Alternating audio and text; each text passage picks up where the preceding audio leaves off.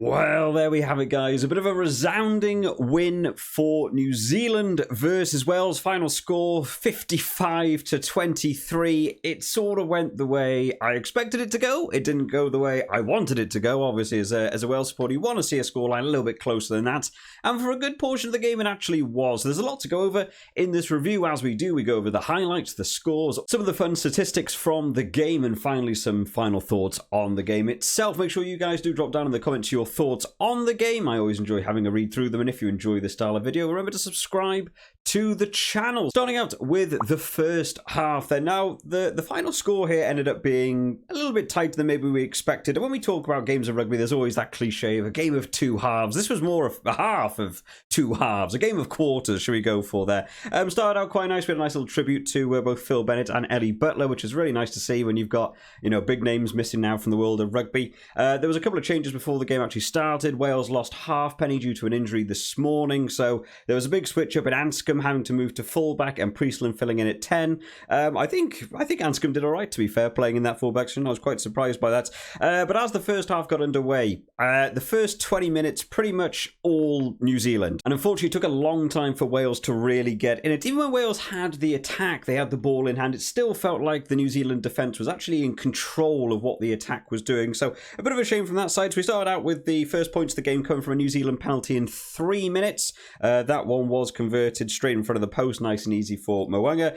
New Zealand go 3-0 up, and then on the 10-minute marker, Cody Taylor gets his first of 2 tries in this game. There was a superb turnover from Ardie Savea, a lovely little line break from Dalton Papali'i, and then there was an 11-phase pick and go. And we just got to see the power game from New Zealand in this one, just using those forwards. So many players, such high intensity. And Wales did hold out for a large portion of this game, being able to defend it, but it's just one of those things, the relentless pressure from New Zealand. Eventually, the cracks begin to show. So on the 10-minute, Cody Taylor managed to get himself over for a try, also successfully converted by Mo'unga. So 10 minutes in, 10-0 to New Zealand, and they double down again on this. Only 9 minutes later, with Cody Taylor getting his second try. This was from the back of a lot of Wales penalties coming in. Discipline from Wales in the first 20, not great.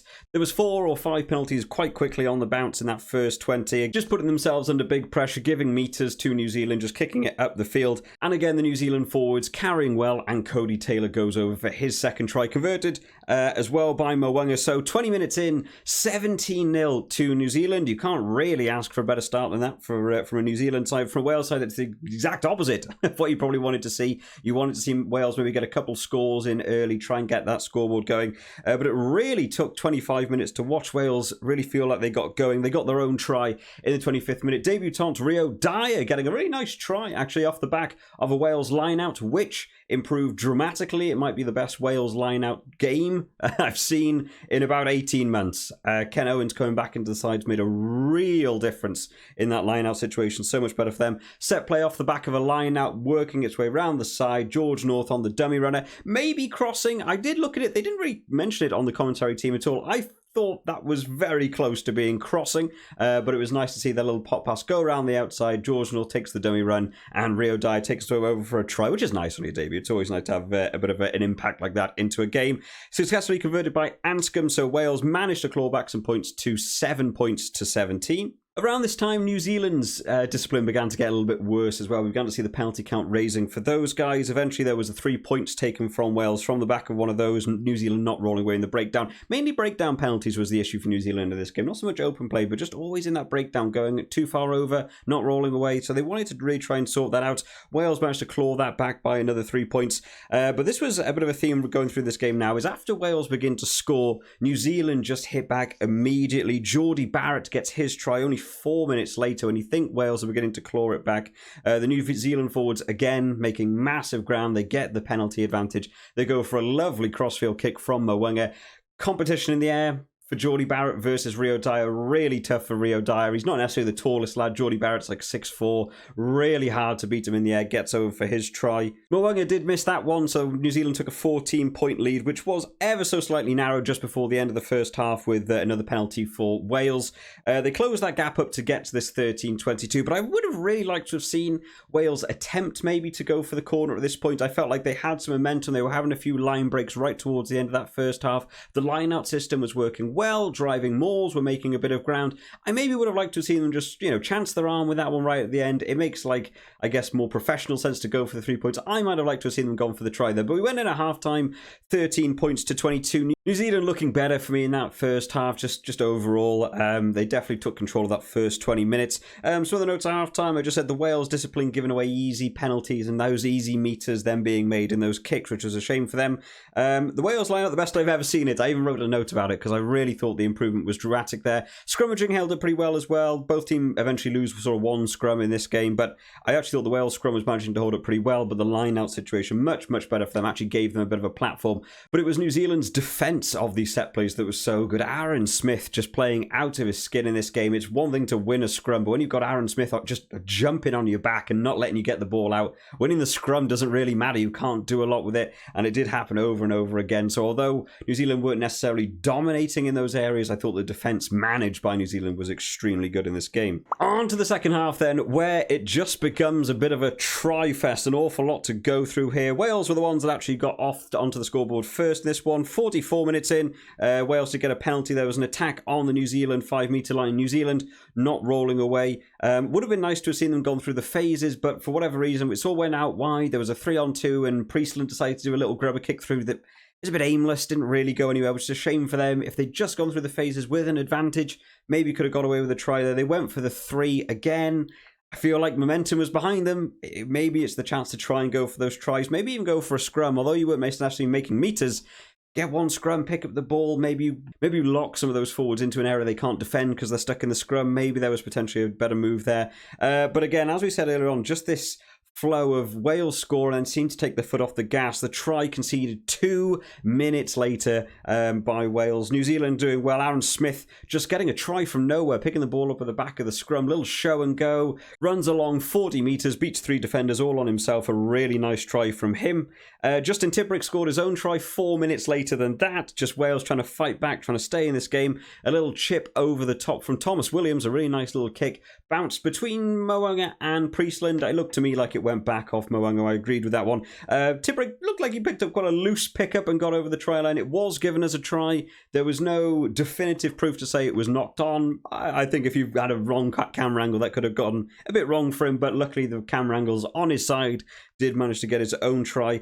But again, Aaron Smith saying no to this. 3 minutes later gets his own try again. Just can't close that gap up for Wales. Sarvea again doing massive work. Huge carries. Just so hard to take that man down. Carrying the line well. A little pop pass and it was just an easy walkover for Aaron Smith. So we just have this exchange of points going back and forth and back and forth. And at the 50-ish minute marker now, we see New Zealand ahead 36 points to 23. And at this point, we're sort of talking a lot about Wales have come back from this 17-0 deficit. And I feel like that's a bit misleading.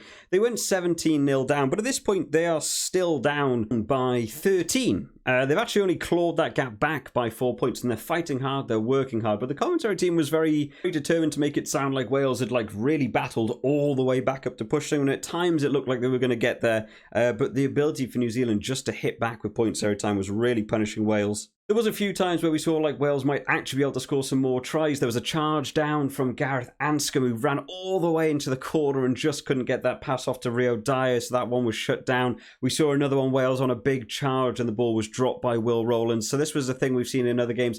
Just not getting that last 10% correct, just not being able to seal it out. The scoreline can look totally different if you score 1 or 2 tries different. The momentum of a game can change completely. But after we get to this sort of 55-minute mark, as you can see on the Wales board, it really doesn't sort of go anywhere for Wales. After this, it just becomes the sort of waterfall in terms of the scoring for New Zealand. Not to say that Wales were actually sort of holding back. They were still playing well over the next sort of half hour, but it is just pretty consistent scoring. We saw Ardie Sarvea go over for his try. Now the New Zealand forwards just going through the power, the carrying motion. Every time they're getting into that 22, they just go through the phases and eventually it sort of breaks down for Wales.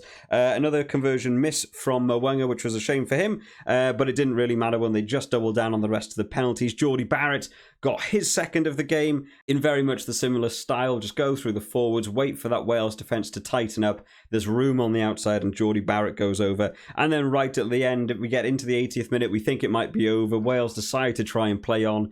Give away a jackal penalty straight in there. I think it was Dalton Papali'i got in on that one. Straight over the ball. They went for the kick to corner. Why not? Chance your arm. You've already won the game. Went for the 5-metre maul. And Taukiaho goes over for his try. Successfully converted by Beauden Barrett on both of them. We went in at full time with that full time result. 55 points to 23. The scoreline may be slightly misleading in terms of how the game felt like it was going. It looked like it was a much closer game at different points. But that final 20 minutes on the scoreboard is what really killed it for Wales. And again, when you talk about that early 17 points, we wanted to see Wales maybe have a strong start, going 17 points down, and then you lose by 32 points. You know, if you don't concede that early 17, that's a 15-point game. That might look a little bit more respectable.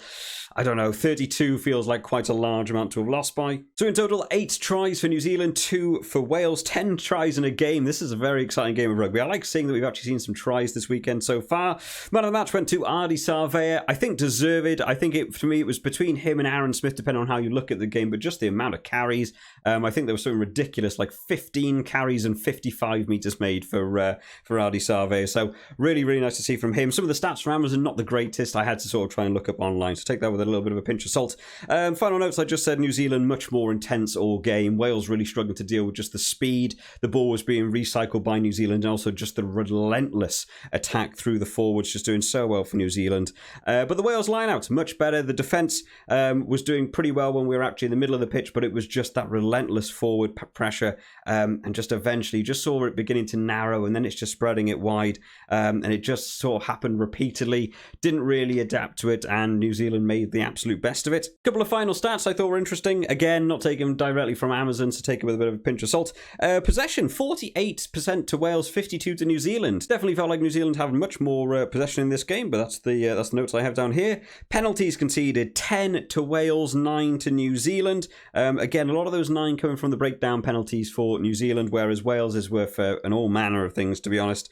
Line-outs, 12 out of 13 successful for Wales, which is probably what you want at an international standard, but it hasn't been that way for Wales for quite a while, so I personally am quite happy to see something like that actually working well for them. Scrums, they both won 3 out of 4 apiece, and then turnovers, 8 turnovers for Wales, 9 for New Zealand, just showing the hard work going on in that forward battle. But eventually, it was New Zealand who managed to seal it out in the wet weather in Cardiff, so congratulations to New Zealand. If you've enjoyed this one today, guys, make sure you do leave it a like I said, drop it down in the comments your thoughts on the game. I'm off now to go watch the Ireland Springboks game, so hopefully you guys will enjoy that one too. I'll see you all next time, guys. Bye bye.